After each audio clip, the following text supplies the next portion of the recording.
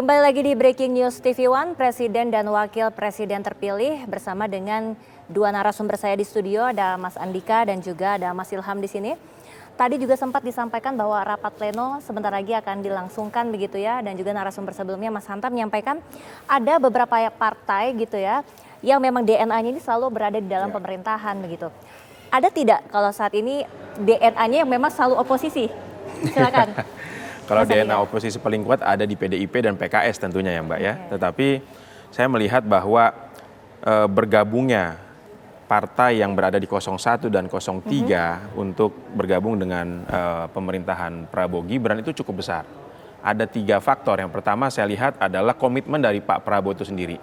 Di banyak kesempatan bahkan ketika ada debat di televisi gitu ya, Pak Prabowo menyampaikan bahwa akan merangkul semua kelompok. Ini kan satu modal politik ya yang telah disampaikan oleh Pak Prabowo yang saya yakin Pak Prabowo akan mengupayakan hal tersebut. Yang kedua adalah tadi yang disebut oleh Mas Hanta, DNA PKB, DNA Nasdem itu cenderung lebih kuat menjadi partai pemerintah. Apalagi juga didukung dengan hubungan personal yang cukup baik antara Pak Surya Paloh dengan Pak Jokowi. Kemarin juga kita lihat PKB mengirim 2 menterinya untuk bertemu dengan Pak Jokowi. Kemudian juga Pak Jokowi menyampaikan salam balik kepada Caimin melalui 2 menterinya tersebut. Ini sudah menjadi tanda-tanda bahwa PKB akan merapat kepada pemerintahan ke depannya gitu ya. Dan yang ketiga yang tidak boleh kita lupakan bahwa pemilu 2024 polarisasinya tidak setajam pemilu 2019. Di 2019 kita lihat tajam sekali polarisasinya antara Pak Prabowo dengan Pak Jokowi. Tapi kita lihat di tahun 2019 pula setelah pemilu itu selesai, setajam apapun polarisasi yang ada, Pak Prabowo gabung juga kepada Pak Jokowi gitu ya. Apalagi kalau kita lihat 2024 ini tidak begitu tajam dan tentu peluang bergabungnya juga akan semakin besar. Jadi 3 faktor itu saya lihat menjadi keyakinan ya bahwa PKB Nasdem atau PKB Nasdem bahkan juga mungkin PKS akan bergabung dengan pemerintahan Prabowo Gibran. Kalau tadi kita membahas partainya, kemudian sekarang kita mau membahas personanya, Anies dan Ganjarnya. Apakah akan melihat berkaca gitu ya, belajar dari Pak Prabowo, akhirnya nanti di periode selanjutnya mungkin bisa saja maju lagi dan menang? Ya, saya melihat bahwa pemilu 2024 ini bisa menjadi pembelajaran yang berharga juga bagi Pak Anies dan juga Pak Ganjar. Bagaimanapun kita lihat dari 3 kandidat capres ya, Pak Prabowo lah yang memiliki kekuatan politik paling besar. Ya, selain capres didukung oleh partai politik koalisi yang relatif banyak, juga ketua umum parpol. Ya. Dan ditambah lagi pengalaman yang sudah cukup panjang menjadi seorang kandidat ya. Jadi saya pikir kekuatan politik Pak Prabowo di 2024 ini melampaui dari kekuatan politik Pak Anies dan Pak Ganjar. Yang meskipun ya Pak Ganjar adalah kader PDIP, tetapi kita lihat bukan menjadi elit utama di dalam struktur organisasi PDIP. Apalagi Pak Anies Baswedan ya tidak memiliki partai politik sama sekali gitu ya. Jadi untuk mencapai ya target Pilpres di 2029, saya melihat Pak Anies dan Pak Ganjar harus menatanya sejak hari ini, baik itu membangun relasi dengan parpol yang cukup baik, ya, kemudian juga bahkan membentuk parpol sendiri, ya, atau bergabung dengan parpol yang ada dan masuk ke dalam jajaran teras. Itu menjadi salah satu modal yang harus disusun oleh Pak Anies dan Pak Ganjar untuk sukses di 2029. Sebelum maju lagi, apakah ada potensi untuk masuk ke dalam Pilgub? Ya, event politik terdekat untuk kontestasi elektoral adalah pilkada gitu ya. Dan ini pilkada Jakarta saya pikir menjadi salah satu hot event ya yang akan dibidik oleh baik Pak Anies maupun juga Pak Ganjar gitu ya. Karena bagaimanapun sorotan publik, sorotan media masih akan cukup banyak ya mengcover Jakarta sebagai panggung politik untuk menuju 2029. Oke, pemirsa, saat ini kita juga akan melihat bagaimana proses di KPU, sudah sejauh mana proses rekapitulasi, di mana tadi anggota dari Humas juga menyampaikan bahwa sesaat lagi akan dilangsungkan rapat pleno. Saya minta tolong paling atas sampai angka 8 itu 153, 905 sampai dengan calon 8 itu di-sum, dijumlah, nanti taruh paling bawah total. Sebelah kiri yang sudah ada tulisannya itu loh. Bukan itu. Bukan di situ, Mas. paling bawah itu loh, nanti 774-nya dihapus dulu deh. Nah, itu dihapus. Ya, dari atas sampai bawah itu dijumlah.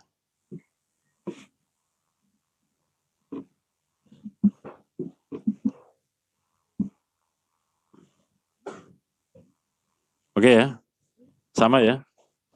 Oke, Mas operator tolong didengarkan ya. Mas, ditulis, dibacakan.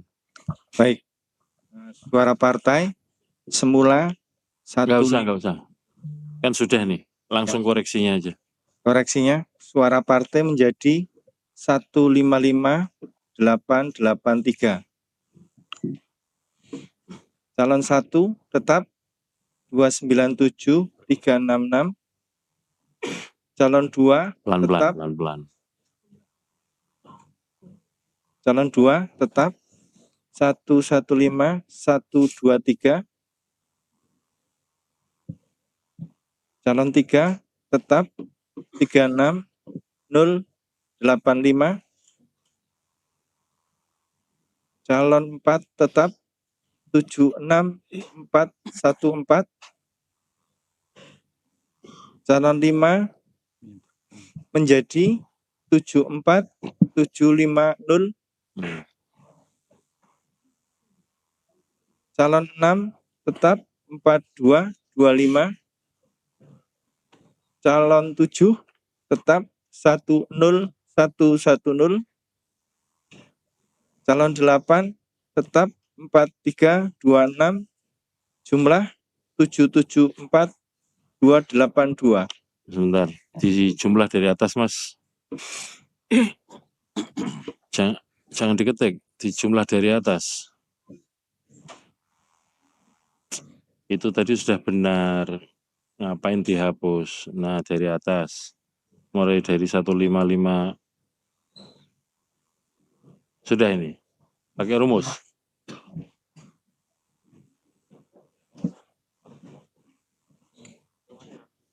Udah ya. Kesimpulannya ini suara partai total mulai dari perolehan suara partai ditambah dengan perolehan suara masing-masing calon. Totalnya tetap ya Mas, 774282. Bawaslu provinsi ada ya? Oke, sambil diperhatikan ya Mas. Kemudian suara partai ini kok fontnya beda ya, kanan kiri. Yang sebelah kiri distandarkan seperti yang kanan. Nah,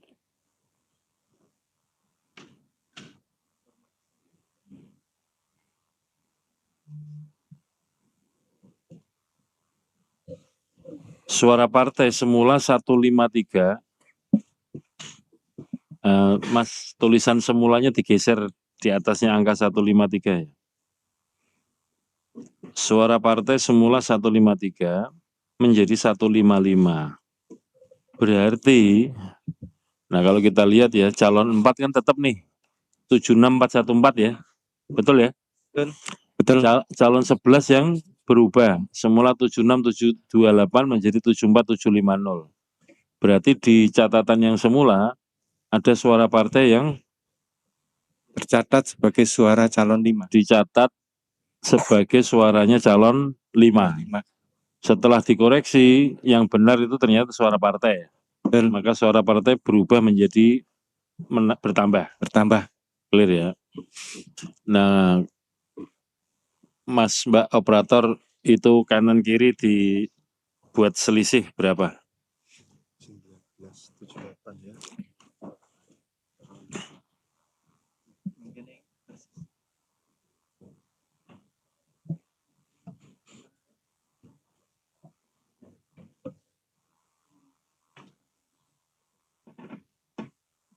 Oke. Nah, bawahnya paling bawah juga Mas, paling bawah juga. Total paling bawah ya.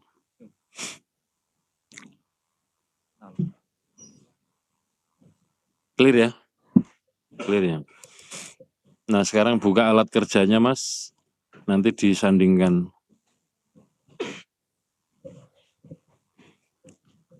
Tampilannya disandingkan, jangan diubah dulu. Dengan yang Excel. Nah, disandingkan biar kita sama-sama tahu perubahannya di mana.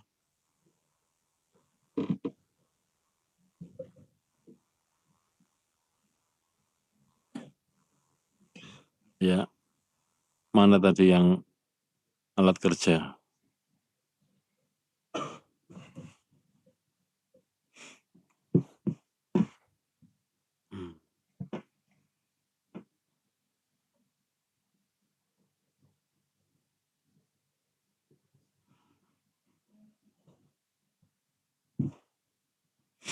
Bukan di sini, Mas. Filenya dibuka masing-masing, disandingkan filenya, bukan di-insert. Nah, dikecilkan sedikit, atau yang sebelah kanan digeser ke kanan, Mas. Ya, filenya digeser ke kanan, yang sebelah kanan. Terus. Ya, oke ya. Diturunkan, Mas, itu diturunkan sedikit. Yang kiri yang alat kerja ya, bukan lagi naik ya, dibesarkan, tampilannya dibesarkan sedikit. Ya, 153905 diubah menjadi, dikoreksi menjadi 155883 ya. Oke.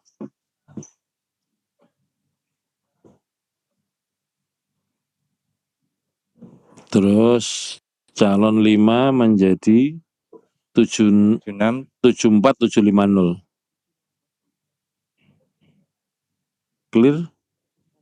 Bawahnya tetap ya. Coba diperiksa lagi, Mas. Sudah sama dengan yang hasil koreksi ya.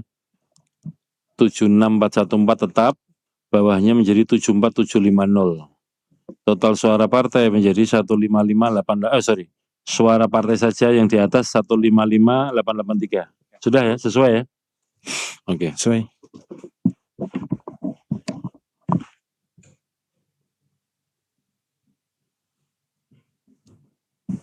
Ini nggak ngubah yang lain-lain kan berarti? Perolehan sah tidak sah suara kan tidak berubah. Nggak berubah, hanya di partai nomor 3. Suara partai dan suara calon ya. Baik. Mas Toto, Mbak Loli, clear ini ya.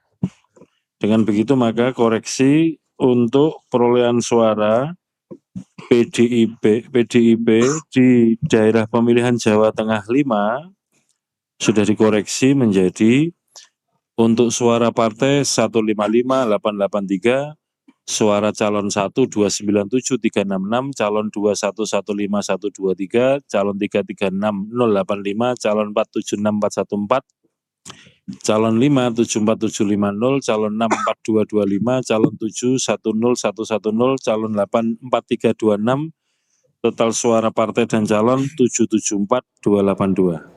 Kita sahkan. Ya, kita ingin mengetahui ini sebetulnya sedang proses apa begitu ya di KPU, apakah ini rapat pleno artinya sudah dimulai, Mas Ilham? Ya, saya kira ini adalah bagian dari rapat pleno. Ini sedang melakukan rekapitulasi untuk legislatif. Dan sepertinya Presiden sudah selesai. Ini untuk provinsi, saya kurang tahu juga, prediksi saya ini provinsi Papua Induk ya. Nah, jadi sudah masuk ke penghitungan rekapitulasi untuk legislatif.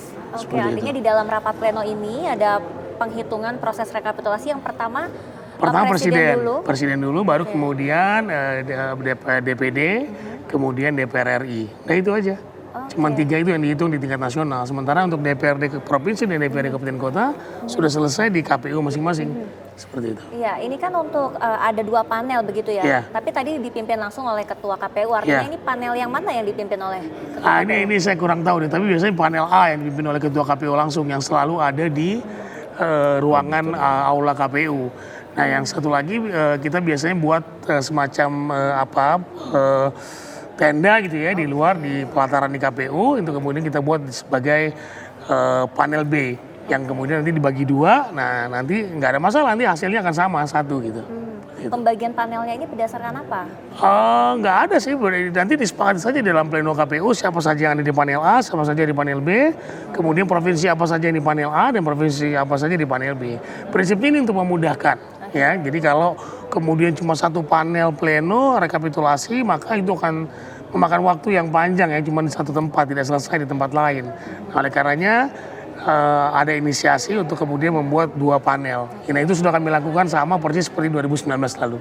Oke, Ya. Artinya ini proses rekapitulasi, berarti rapat pleno bisa saja sebentar lagi sebetulnya akan selesai dan akan segera pengumuman. Betul, bisa saja seperti itu. Tapi nanti setelah rekapitulasi selesai ini, KPU akan diberikan waktu untuk membuat semacam pengisian formulir E, ya, formulir yang nanti itu akan dibacakan oleh Ketua KPU. Misalnya saja berapa jumlah suara yang digunakan, berapa tingkat partisipasi, berapa suara yang tidak digunakan, berapa suara tidak sah, kemudian berapa yang tidak berpartisipasi pada pemilu 2024 yang kemarin kita lakukan. Nah, jadi ini yang akan dibacakan bagian dari transparansi dan bagian dari memang prosedur rekapitulasi di tingkat nasional. Tadi kan juga disampaikan oleh anggota Humas bahwa untuk proses rekapitulasi begitu ya, bahkan sampai subuh gitu ya. Ini bahkan sudah dibagi untuk 2 panel. Ada kemungkinan tidak akan panelnya ditambah jumlahnya agar mempercepat. Saya kira ini Tapi jangan dijawab dulu. Ya, ya.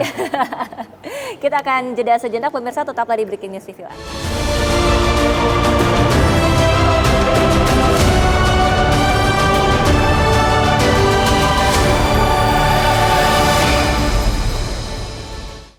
Kembali lagi di Breaking News TV One, Presiden dan juga Wakil Presiden terpilih. Tadi kita sudah menyimak begitu ya. Di KPU saat ini rapat pleno telah dilakukan, yakni tentang rekapitulasi suara di tingkat pileg begitu ya Mas Ilham ya.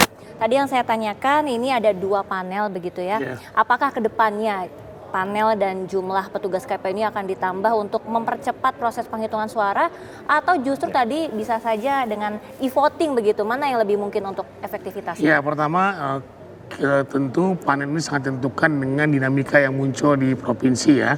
Karena kan KPU di tingkat nasional hanya merekap hasil dari provinsi, dan itu hanya 3 saja yang direkap, yaitu DPR RI, DPD, dan Presiden. Nah, pengalaman kami ketika tahun 2019 lalu, kita bisa menyelesaikan dengan hanya 2 panel. Ya, dari awal pertama rekapitulasi sampai kemudian terakhir kita bisa, bahkan KPU RI periode kami bisa menyelesaikan sehari sebelumnya. Ya, gitu ya.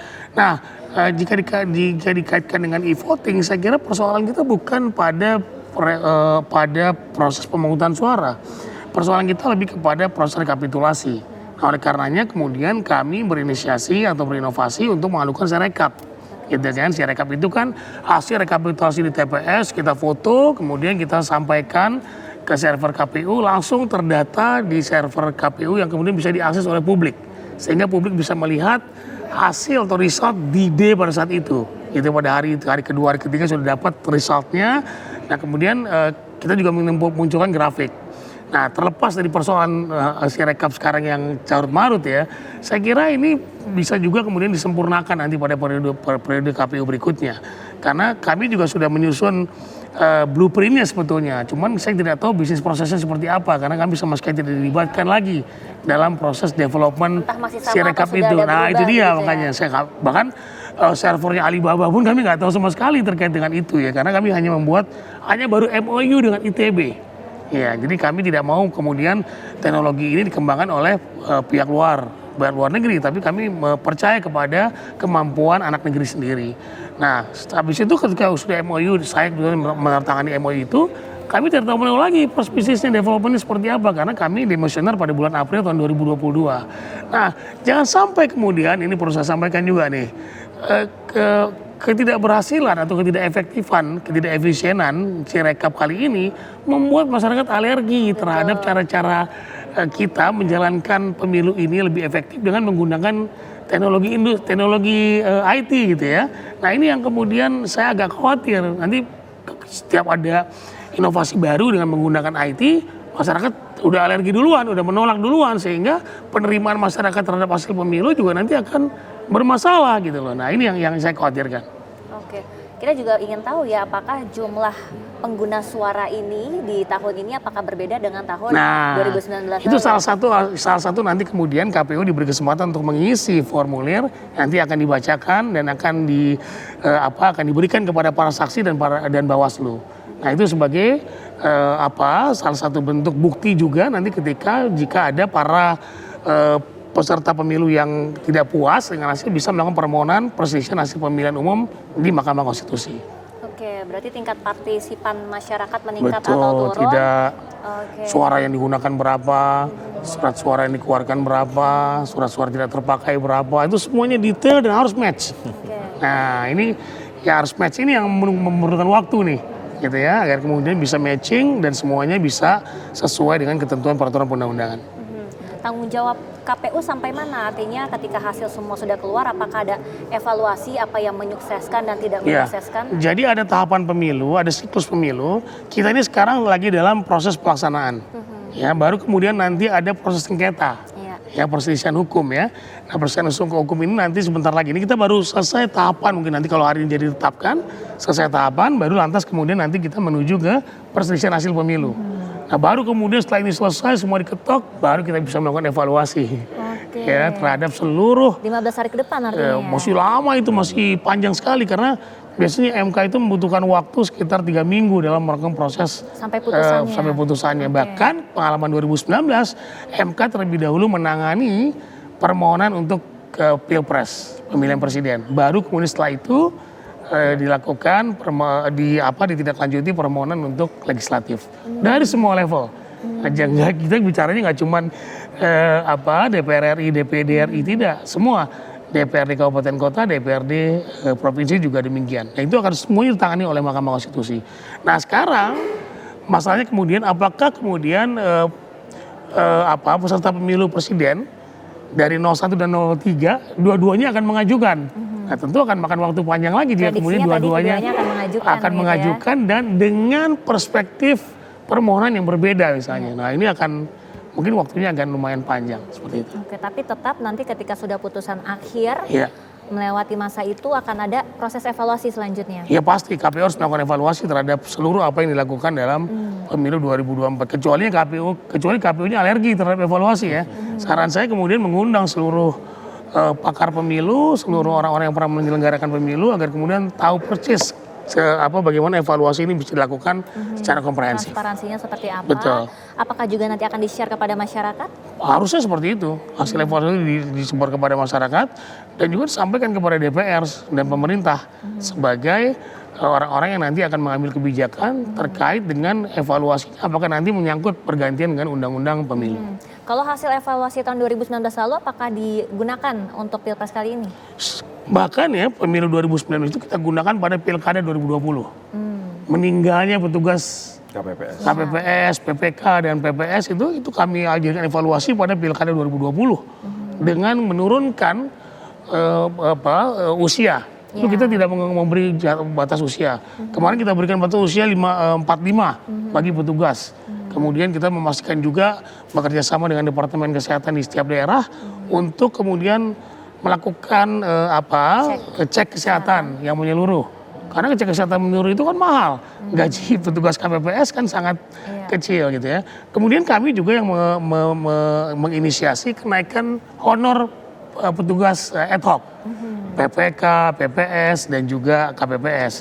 Yang di masa kami kemarin hanya 750.000, sekarang menjadi 1.250.000 untuk ketua dan 1.100.000 untuk anggota. Jadi beberapa usulan dan juga hasil evaluasi rekomendasi dilakukan dalam Pilkada 2020. Dan sekarang mungkin saya tidak tahu nih orang sibuk dengan Sirekap. Tidak ada update berapa peserta penyelenggara pemilu yang meninggal dunia ketika proses tahapan. Masih dalam proses. Terakhir saya dengar 191 orang.